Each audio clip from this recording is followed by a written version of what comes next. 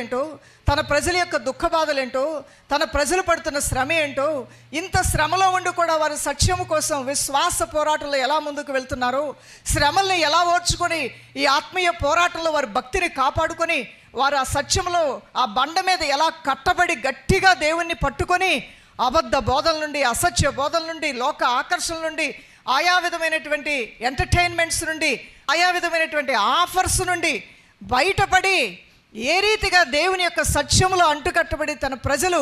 ఉజ్జీవముతో ఆత్మలో చల్లారిపోకుండా మొదటి ప్రేమలో అత్యాసక్తితో ఉపవాసములతోనూ ప్రార్థనలతోనూ విజ్ఞాపనలతోనూ యాచనలతోనూ దేవుని మాత్రమే హత్తుకొని ప్రభు పట్ల గౌరవప్రదమైన పవిత్రమైన వినయ భయభక్తులతో తన సంఘం ఎలా కొనసాగుతుందో ఆయన కన్ను నిన్ను చూస్తుంది. దేవుని బిడ్డ, నా సహోదరుడా, నీ జీవితంలో ఉన్న చేదైన అనుభవాలేంటో నువ్వు చెప్పినా చెప్పకపోయినా నీ దేవునికి తెలుసు. యవన కుమారుడు